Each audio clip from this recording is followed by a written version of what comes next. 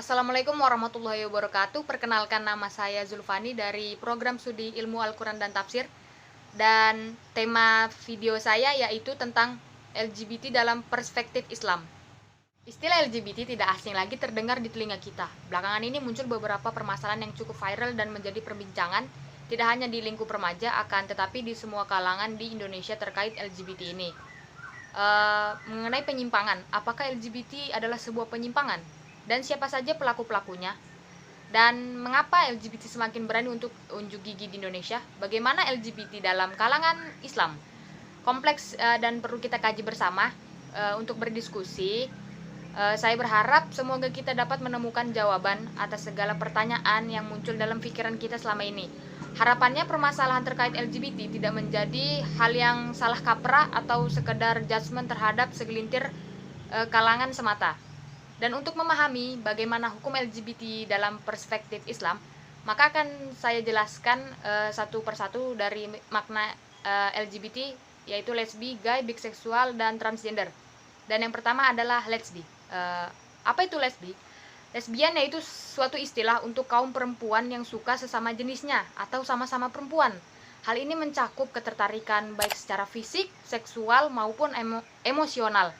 Dan yang kedua adalah gay. Apa itu gay? Gay yaitu sebuah istilah untuk seseorang yang melakukan homoseksual atau ketertarikan antara sesama laki-laki. Dan yang ketiga adalah biseksual. Apa itu biseksual?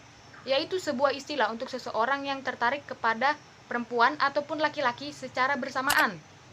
Dan yang keempat adalah transgender, yaitu suatu identitas gender seseorang yang tidak sesuai dengan jenis kelamin yang dimilikinya.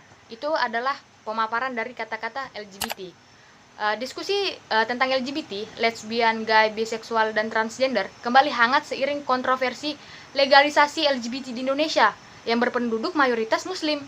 Pro dan kontra sudah pasti mengiringi isu LGBT ini. Secara garis besar, kubu yang pro LGBT mendasarkan pendapatnya pada hak asasi manusia, sedangkan kubu yang kontra LGBT mendasarkan pendapatnya pada nilai-nilai normatif, terutama norma agama. Sudah tentu karena ke Indonesia ini muslimnya banyak ya. Bagi umat muslim sendiri, isu LGBT selalu terngiang perilaku kaum Nabi Lut alaihissalam yang dikenal sebagai kaum penyuka sesama jenis atau homoseksual tadi ya. Dari 27 ayat yang memuat tentang redaksi Nabi Lut, terdapat 3 ayat yang melabeli perilaku kaum Nabi Lut alaihissalam sebagai fasya, yaitu surah Al-A'raf ayat 80, An-Naml ayat 54, dan Al-Ankabut ayat 28. Yang pertama, kami juga telah mengutus Lut kepada kaumnya. Ingatlah ketika dia berkata kepada mereka, mengapa kamu mengerjakan perbuatan fasya itu yang belum pernah dikerjakan oleh seorang pun di dunia ini sebelummu. Quran surah Al-A'raf ayat 80. Dan yang kedua adalah, dan ingatlah kisah Lut ketika dia berkata kepada kaumnya, mengapa kamu mengerjakan perbuatan fasya itu sedang kamu memperlihatkannya. Quran surah An-Naml ayat 54. Dan yang ketiga adalah, dan ingatlah ketika Lut berkata kepada kaumnya, sesungguhnya kamu benar-benar mengerjakan perbuatan fasya yang belum pernah dikerjakan oleh seorang pun dari umat-umat sebelum kamu. Quran surah Al-Ankabut ayat 28. Dan yang berikutnya adalah secara bahasa. Ibnu Faris menyimpulkan bahwa pola kata fahashin menunjukkan sesuatu yang buruk, keji, dan dibenci. Sedangkan Al-Fasani mengartikan fasya sebagai perbuatan atau perkataan yang sangat buruk. Berikutnya adalah kata fasya disebutkan sebanyak 13 kali dalam Al-Quran dalam beragam makna. Contohnya ya, pertama, sesungguhnya penafsiran kata fasya sebagai homoseksual didasarkan pada tafsir Al-Quran dengan Al-Quran, yaitu surah Al-A'raf ayat 80 ditafsiri dengan ayat berikutnya, yaitu surah Al-A'raf ayat 81. Yang selanjutnya, sesungguhnya kamu mendatangi lelaki untuk melepaskan nafsumu atau kepada mereka, bukan kepada wanita, malah kamu ini adalah kaum yang melampaui batas. Quran surah Al-A'raf ayat 81. Selain dilabeli sebagai fasya, perilaku kaum Nabi Lut alaihissalam disebut sebagai khabaits, bentuk jamak dari khabitsah, tepatnya dalam surah Al-Anbiya ayat 74. Dan kepada Lut kami telah berikan hikmah dan ilmu, dan telah kami selamatkan dia dari azab yang telah menimpa penduduk kota yang mengerjakan perbuatan-perbuatan khabits atau khabaits, Sesungguhnya mereka adalah kaum yang jahat lagi fasik. Quran Surah Al-Anbiya ayat 74.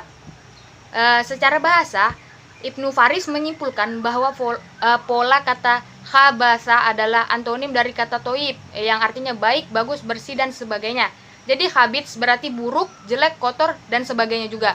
Sedangkan Al-Fasani mengartikan kata khabits sebagai sesuatu yang dibenci, jelek, dan hina, baik secara empiris maupun logis. Dari sini Al-Fasani menyebut bahwa kata khabits dijadikan sebagai metonimi atau kinayah dari homoseksual ini.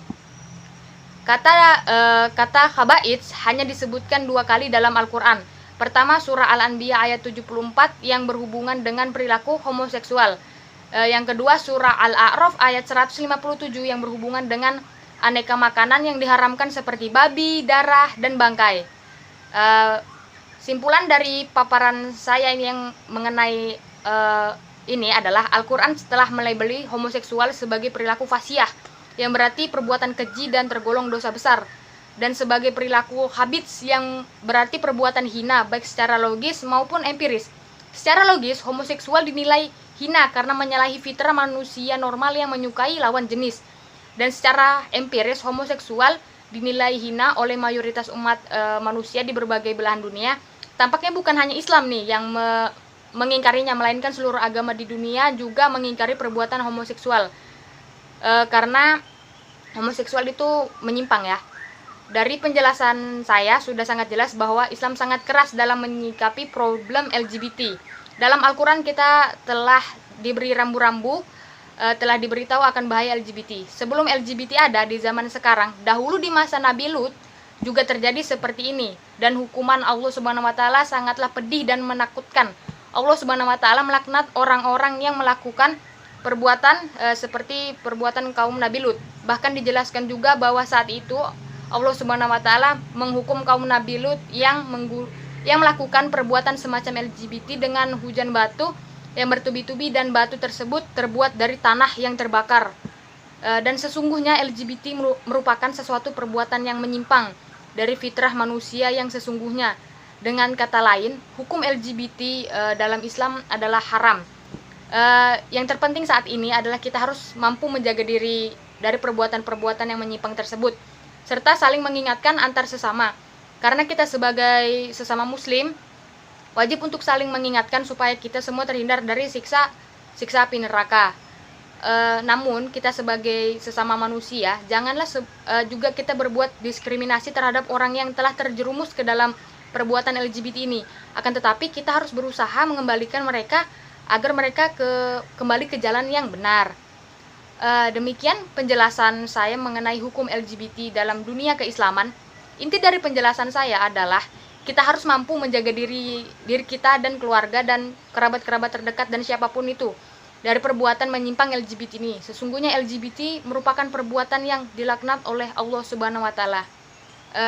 Sekian dari penjelasan saya mengenai LGBT dalam pandangan Islam. Bila ada kesalahan dan kekurangan, saya mohon maaf. Assalamualaikum warahmatullahi wabarakatuh.